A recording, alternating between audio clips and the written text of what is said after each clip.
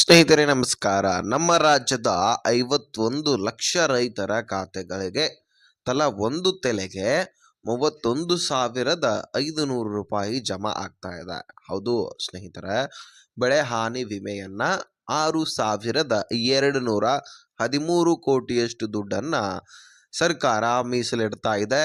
ಆ ಒಂದು ಘೋಷಣೆಯನ್ನ ಮಾಡಿದೆ. ಹಾಗಾದ್ರೆ ಸಿಎಂ ಸಿದ್ದರಾಮಯ್ಯನವರಿಂದ ಏನು ಬಿಗ್ ಅಪ್ಡೇಟ್ ಬಂತು? 51 ಲಕ್ಷ ರೈತರ ಖಾತೆಗಳಿಗೆ ಎಲ್ಲವೂ ಕೂಡ ದುಡ್ಡು ಹೋಗುತ್ತಾ? ಈಗಾಗಲೇ ಜಂಟಿ ಸರ್ವೆ ಆಗಿರತಕ್ಕಂತಹ ರೈತರ ಖಾತೆಗಳಿಗೂ ಕೂಡ ದುಡ್ಡನ್ನ ಹೋಗ್ತಾ ಇದೆ.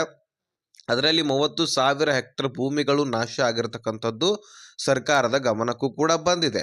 ಹಾಗಾದ್ರೆ ಬನ್ನಿ ಸ್ನೇಹಿತರೆ, ಸಿಎಂ ಸಿದ್ದರಾಮಯ್ಯನವರು ಕೊಟ್ಟಿರ್ತಕ್ಕಂತಹ ಭರ್ಜರಿ ಗುಡ್ ನ್ಯೂಸ್ ಏನು? NDRF ಕುಸ್ಕಿ ಜಮೀನಿಗೆ ಎಷ್ಟು, ನೀರಾವರಿ ಭೂಮಿಗಳಿಗೆ ಎಷ್ಟು, ಯಾವ ಜಿಲ್ಲೆಯ ರೈತರಿಗೆ ಮೊದಲನೇ ಹಂತದಲ್ಲಿ ದುಡ್ಡು ಬರ್ತಾ ಇದೆ, ಯಾವ ಬೆಳೆಗಳನ್ನು ಬೆಳೆದಿರ್ತಕ್ಕಂತಹ ರೈತರ ಖಾತೆಗಳಿಗೆ ದುಡ್ಡು ಬರ್ತಾ ಇದೆ. ಸೊ ಎಲ್ಲ ವಿಷಯದ ಕುರಿತಾಗಿ ಮಾಹಿತಿಯನ್ನ ಈ ವಿಡಿಯೋದಲ್ಲಿ ನಾವು ನೋಡ್ತಾ ಹೋಗೋಣ. ಸೊ ತೀರಾ ಇಂಪಾರ್ಟೆಂಟ್ ಮಾಹಿತಿ, ರಾಜ್ಯದ ರೈತರು ಪ್ರತಿಯೊಬ್ಬರು ಕೂಡ ಮಿಸ್ ಮಾಡದೆ ಈ ವಿಡಿಯೋನ ಕೊನೆವರೆಗೂ ವಾಚ್ ಮಾಡಿ. ಸ್ನೇಹಿತರೆ, ರೈತರಿಗೋಸ್ಕರ ಸಾಕಷ್ಟು ಚರ್ಚೆಗಳು ಬಜೆಟ್ ಮಂಡನೆಗಿಂತ ಮುಂಚಿತವಾಗಿ ಆದವು. ಅದರಲ್ಲಿ ರೈತ ಮುಖಂಡರಂತರೂ ಸಭೆಗಳಲ್ಲಿ ಒಂದಾದ ಮೇಲೆ ಒಂದು ಸಭೆಗಳನ್ನು ಮಾಡಿ ರೈತರ ಬೆಳವಣಿಗೆಗೆ ಏನೇನು ಕ್ರಮಗಳನ್ನು ಕೈಗೊಳ್ಳಬೇಕು, ರೈತರ ಸಮಸ್ಯೆಗಳೇನಿದ್ದಾವೆ ಅದನ್ನು ಬಗೆಹರಿಸೋದು ಹೇಗೆ, ಸರ್ಕಾರದಿಂದ ಏನೇನು ಸೌಲಭ್ಯಗಳು ಸಿಗ್ತಾವೋ ಅದನ್ನು ಹೇಗೆ ರೈತರ ತನಕ ತಲುಪಿಸಬೇಕು, ಎಲ್ಲದರ ಬಗ್ಗೆ ಚರ್ಚೆ ಆಗಿದೆ. ಯಾವ ಇಲಾಖೆಗೆ ಏನೇನು ಕೊಡಬೇಕನ್ನುವಂಥದ್ದು ಕೂಡ ಚರ್ಚೆ ಆಗಿದೆ. ಹೌದು, ರೈತರಿಗೋಸ್ಕರ ಇದಷ್ಟೇ ಎಲ್ಲ ಪಶು ಸಂಗೋಪನೆಯಲ್ಲಿ ಕೂಡ ದುಡ್ಡನ್ನು ಮೀಸಲಿಟ್ಟಿದೆ. ಸುಮಾರು 4,000 ಕೋಟಿಯಷ್ಟು ದುಡ್ಡನ್ನು ಪಶು ಸಂಗೋಪನೆಯಲ್ಲಿ ಕೂಡ ಮೀಸಲಿಡಲಾಗಿದೆ. ಸೊ ನೀವು ಮೇಕೆ ಸಾಕಾಣಿಕೆ, ಕುರಿ ಸಾಕಾಣಿಕೆ, ಆಡು ಸಾಕಾಣಿಕೆ, ಅದೇ ರೀತಿಯಾಗಿ ಆಕಳುಗಳು, ಎಮ್ಮೆ, ಕೋಣ, ಅದೇ ರೀತಿಯಾಗಿ ಇಂತಹ ಒಂದು ಪ್ರಾಣಿಗಳನ್ನು ಸಾಕಾಣಿಕೆ ಮಾಡ್ತಾ ಇದ್ರೆ ನಿಮಗೆ ಶೆಡ್ ಹೊಡಿಲಿಕ್ಕೂ ಕೂಡ ದುಡ್ಡನ್ನು ಮೀಸಲನ್ನ ಇಟ್ಟಿರ್ತಕ್ಕಂಥದ್ದು ರಾಜ್ಯ ಸರ್ಕಾರ. ಜೊತೆಗೆ ಸ್ನೇಹಿತರೆ, ಇನ್ನೊಂದು ಬಿಗ್ ಅಪ್ಡೇಟ್ ಏನಪ್ಪಾ ಅಂದರೆ, ನಮ್ಮ ರಾಜ್ಯದಲ್ಲಿನೇ 83 ಲಕ್ಷ ರೈತರಿಗೆ ಯಾವುದೇ ಬಡ್ಡಿ ಇಲ್ಲದೆ ಸಾಲ ಸೌಲಭ್ಯವನ್ನು ಒದಗಿಸಿ ಕೊಡೋದಂತೆ. ಹೌದು, ಹೊಸ ಯೋಜನೆ ಜಾರಿ ಆಗಲಿದೆ. ಯಾವುದೇ ಬಡ್ಡಿ ಇಲ್ಲ, 1% ಬಡ್ಡಿನೂ ಇಲ್ಲ, ಪೂರ್ತಿಯಾಗಿ 0%. ಈಗ 1 ಲಕ್ಷ ರೂಪಾಯಿ ನೀವು ಸರ್ಕಾರದಿಂದ ಈ ಯೋಜನೆಯಲ್ಲಿ ತೆಗೆದುಕೊಂಡಿದ್ದೆ ಆದರೆ ಅದನ್ನು ಮರುಪಾವತಿ 1 ಲಕ್ಷ ರೂಪಾಯಿ ಮಾತ್ರ ಮಾಡೋದು. ಅದರ ಮೇಲೆ 1 ರೂಪಾಯಿ ಬಡ್ಡಿನೂ ಕೂಡ ನಿಮ್ಮ ಹತ್ರ ತೆಗೆದುಕೊಳ್ಳೋದಿಲ್ಲ ಸರ್ಕಾರ. ಸೊ ಈ ರೀತಿಯಾಗಿ ಬಡ್ಡಿ ಇಲ್ಲದೆ ಸಾಲವನ್ನು ಒದಗಿಸಿ ಕೊಡೋದು. ಹೌದು, ಈಗಾಗಲೇ ಗ್ಯಾರಂಟಿ ಯೋಜನೆಗಳನ್ನು ಫ್ರೀಯಾಗಿ ಕೊಡ್ತಾ ಇದ್ದಾರೋ ಇದರಿಂದ ಸರ್ಕಾರಕ್ಕೆ ಹೊಡೆತ ಅಂತೂ ಬಿದ್ದಿದೆ. ಇದರಿಂದ ತೊಂದರೆ ಅನುಭವಿಸ್ತಾ ಇದೆ, ಸಾಕಷ್ಟು ಸಾಲ ಆಗಿದೆ, ಬೆಲೆಗಳ ಏರಿಕೆ ಆಗಿದೆ. ಆದರೆ ಇಲ್ಲಿ ಈ ರೀತಿ ಯೋಜನೆಗಳನ್ನು ತರೋದ್ರಿಂದ ಸರ್ಕಾರಕ್ಕೂ ಕೂಡ ಲಾಸ್ ಇಲ್ಲ, ರೈತರಿಗೂ ಕೂಡ ಬೆನಿಫಿಟ್ ಸಿಕ್ಕಂಗೆ ಆಗತ್ತೆ. ಅಂದರೆ ರೈತರಿಗೆ ಕೊಟ್ಟಂತಹ ಒಂದು ದುಡ್ಡಿನಿಂದ ರೈತರು ಯೂಸ್ ಮಾಡಿಕೊಂಡು ಅದನ್ನು ಮರುಪಾವತಿ ಮಾಡ್ತಾರೆ. ಅದರಿಂದ ಸರ್ಕಾರಕ್ಕೂ ಕೂಡ ಲಾಸ್ ಆಗುವುದಿಲ್ಲ. ಒಂದಿಷ್ಟು ತಡ ಮಾಡಿ ದುಡ್ಡು ಬರುತ್ತಷ್ಟೇ. ಅಂದರೆ 1 ವರ್ಷ ಟೈಮ್ ಕೊಡ್ತಾರೆ, ಅಷ್ಟರೊಳಗೆ ನೀವು ತೀರಿಸ್ಬಿಟ್ರೆ ಮತ್ತು ಇನ್ನೂ ಹೆಚ್ಚಿನ ಸಾಲ ಸೌಲಭ್ಯವನ್ನು ಕೊಡುವಂಥದ್ದು. ಈ ರೀತಿ 83 ಲಕ್ಷ ರೈತರಿಗೆ, ಬಡ ರೈತರಿಗೆ ದುಡ್ಡನ್ನು ಕೊಡುವಂಥದ್ದು. 83 ಲಕ್ಷ ರೈತರಂದರೆ ಅದರಲ್ಲಿ ಒಂದು ಸ್ವಲ್ಪ ಶ್ರೀಮಂತರು ಕೂಡ ಅದನ್ನು ಪಡ್ಕೊಳ್ಬಹುದಂತ ಅನ್ನಿಸ್ತಾ ಇದೆ. ಅಂದರೆ APL ಕಾರ್ಡ್ ಇದ್ದಂಥವರು ಕೂಡ ಹೆಚ್ಚಿನ ಪ್ರಮಾಣದಲ್ಲಿ ಪಡ್ಕೊಳ್ಬಹುದು. ಈಗಾಗಲೇ ನಮ್ಮ ರಾಜ್ಯದಲ್ಲಿ ಬಡ ರೈತರು ಹುಡುಕಾಡಿದ್ರೆ ಒಂದು 50-53 ಲಕ್ಷ ಫಲಾನುಭವಿಗಳು ಸಿಗ್ಬೋದು. PM ಕಿಸಾನ್ ಯೋಜನೆಯಲ್ಲಿ ಕೂಡ ಅಷ್ಟೇ ಇದ್ದಾರೆ, 53,80,000. ಆದರೆ ಈ ಒಂದು ಬೆಳೆ ಹಾನಿ ವಿಮೆಯಲ್ಲಿ 51 ಲಕ್ಷ ರೈತರಿಗೆ ದುಡ್ಡನ್ನು ಕೊಡಲಾಗುತ್ತೆ ಎನ್ನುವಂತಹ ಮಾಹಿತಿ ಕೂಡ ಕೊಟ್ಟಿದ್ದರು. ಅದೇ ರೀತಿಯಾಗಿ ಈಗ ಈ ಯೋಜನೆಯನ್ನು 83 ಲಕ್ಷ ರೈತರಿಗೆ ಕೊಡಲಾಗುತ್ತೆ.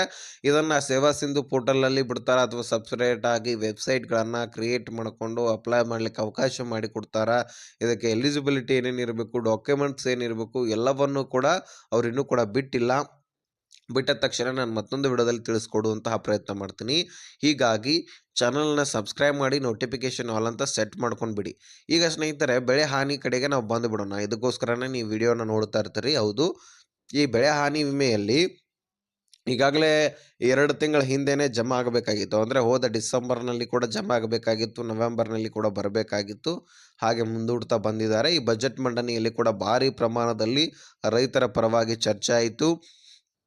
ಈಗಾಗಲೇ ಕಬ್ಬು ಬೆಳೆಗಾರರಿಗೆ ಒಂದು ಒಳ್ಳೆಯ ಬೆಲೆ ಕೂಡ ಸಿಗ್ತಾ ಇದೆ. ಯಾಕಂದ್ರೆ ಪ್ರತಿ ವರ್ಷವೂ ಕೂಡ ಸಕ್ಕರೆ ಬೆಲೆ ಏರ್ತಾ ಇತ್ತು ಹೊರತು ಕಬ್ಬಿನ ಬೆಲೆ ಅಂದ್ರೆ ರೈತ ಕೊಡುವಂತಹ ಕಬ್ಬಿನ ಬೆಲೆ ಏರಿಕೆ ಆಗ್ತಾ ಇರಲಿಲ್ಲ. ಈ ಕಡೆ ಫ್ಯಾಕ್ಟರಿದವರು ಕೂಡ ಫಾಯ್ದಾ ಹೊಡಿತಾ ಇದ್ರು. ಈ ಕಡೆ ಸರ್ಕಾರದವರು ಕೂಡ ಅದರಿಂದ ಲಾಭವನ್ನ ಪಡಿತಾ ಇದ್ರು. ಆದ್ರೆ ರೈತರಿಗೆ ಎಂದಿನಂತೆ ಅಷ್ಟೇ ಬೆಲೆಯನ್ನ ಕೊಟ್ಟು ರೈತ ಎಷ್ಟು ಕೊಡ್ತಾ ಇದ್ರೋ ಅಲ್ಲೇ ಒಂದು ನಿಲ್ಲಿಸಿಬಿಟ್ಟಿದ್ರು ಅವನಿಗೆ. ಸೊ ಹೀಗಾಗಿ ಒಂದು ರೀತಿಯಲ್ಲಿ ಬೆಲೆ ಬೇಕು ಅನ್ನುವಂತಹ ಬೇಡಿಕೆ ಇತ್ತು. ಪ್ರತಿಭಟನೆಗಳಾದವು, ಸ್ಟ್ರೈಕ್‌ಗಳಾದವು. ಇದರೆಲ್ಲದ ಮೇರೆಗೆ ಸರ್ಕಾರ ಬಗ್ಲೇಬೇಕಾಯಿತು. ಫ್ಯಾಕ್ಟರಿಗಳು ಕೂಡ ಬೇಕಾಯಿತು. ಹೀಗಾಗಿ 3,300ಕ್ಕೆ ಆ ದುಡ್ಡನ್ನು ಏರಿಕೆ ಮಾಡಲಾಗಿತ್ತು. 3,250 ಫ್ಯಾಕ್ಟರಿಗಳು ಕೊಟ್ಟರೆ, ಇನ್ನು ₹50 ಸರ್ಕಾರ ಅದರಲ್ಲಿ ಸೇರಿಸಿ ಕೊಡುವಂಥದ್ದು. ಇನ್ನು 51 ಲಕ್ಷ ರೈತರಿಗೆ ಬೆಳೆ ಹಾನಿ ವಿಮೆ ಜಮಾ ಮಾಡಲಾಗ್ತಾ ಇದೆ. ಈಗಾಗಲೇ ಜಂಟಿ ಸರ್ವೆ ಆಗಿದೆ. ಜಂಟಿ ಸರ್ವೆಯಲ್ಲಿ 30,000 ಹೆಕ್ಟರಷ್ಟು ಭೂಮಿಗಳು ನಾಶ ಆಗಿರ್ತಕ್ಕಂಥದ್ದು ಕಂಡು ಬಂದಿರತಕ್ಕಂಥದ್ದು ಅಂತೆ. ಹಾಗಾಗಿ ಪ್ರತಿ ಹೆಕ್ಟರ್‌ಗೂ ಕೂಡ 31,500 ತನಕ ದುಡ್ಡು ಜಮಾ ಆಗಲಿದೆ. ಅದು ಯಾವ ಭೂಮಿಗಳಿಗೆ ಅಂದ್ರೆ ನೀರಾವರಿ ಭೂಮಿಗಳಿಗೆ. ಯಾರು ಫಲವತ್ತತೆಯ ಭೂಮಿಯನ್ನ ಹೆಚ್ಚಿನ ಪ್ರಮಾಣದಲ್ಲಿ ಹೊಂದಿರ್ತೀರಿ, ಫಲವತ್ತತೆಯನ್ನ ಬೆಳೆಗಳನ್ನ ಕುಡಿದಿರ್ತಕ್ಕಂತಹ ಒಂದು ಭೂಮಿಗಳು ನಾಶ ಆಗಿದ್ರೆ ಅದಕ್ಕೆ ₹31,500 ನಾವು ಕೊಡ್ತೀವಿ ಅಂತ ಸರ್ಕಾರ ಘೋಷಣೆ ಮಾಡಿದೆ.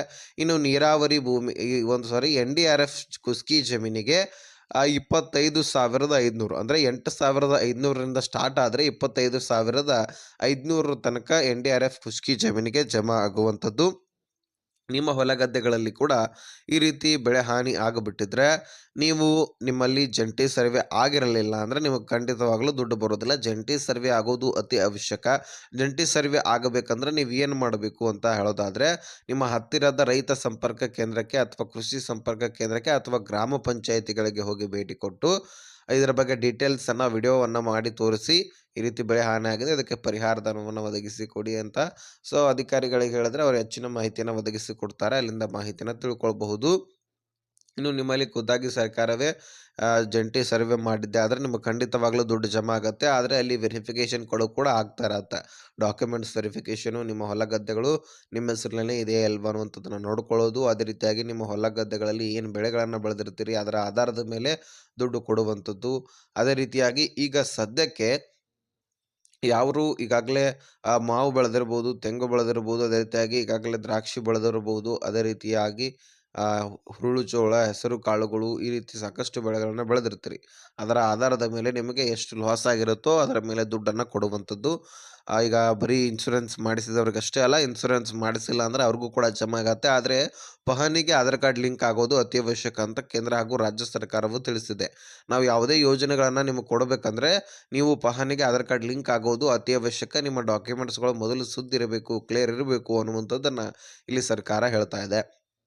ಹಾಗಾದರೆ ಪಹಣಿಗೆ ಆಧಾರ್ ಕಾರ್ಡ್ ಲಿಂಕ್ ಮಾಡಿಸಿಲ್ಲ ಅಂದರೆ ಬೇಗನೆ ಹೋಗಿ ಗ್ರಾಮ ಪಂಚಾಯಿತಿಗಳಿಗೆ ನಿಮ್ಮ Aadhaar card, passport size photo, mobile ಸಂಖ್ಯೆ, ಪಹಣಿ ತೆಗೆದುಕೊಂಡು ಹೋದರೆ ಅದನ್ನು ಲಿಂಕ್ ಮಾಡಿಸಿ ಕೊಡುವಂತಹ ಕೆಲಸ ಮಾಡ್ತಾರೆ ಗ್ರಾಮ ಲೆಕ್ಕಾಧಿಕಾರಿಗಳು. ಇದನ್ನು ಬೇಗನೆ ಮಾಡಿಸ್ಕೊಳ್ಳಿ. ಇದಾಗಿತ್ತು ಇನ್ಫಾರ್ಮೇಷನ್, ನಿಮಗೆ ತಿಳಿಸಿದ್ದೀನಿ. ಅರ್ಥ ಆಗಿದೆ ಅಂತ ಅಂದ್ಕೊಳ್ತೀನಿ. ಅರ್ಥ ಆಗಿದ್ರೆ ನೆಕ್ಸ್ಟ್ ಮಾಹಿತಿಯಲ್ಲಿ ಸಿಗೋಣ. ಅಲ್ಲಿ ತನಕ ಬಾಯ್ ಬಾಯ್, ಟೇಕ್ ಕೇರ್ ಫ್ರೆಂಡ್ಸ್. ಈ ವಿಡಿಯೋನ ಎಲ್ಲ ರೈತರಿಗೆ ಶೇರ್ ಮಾಡಿ.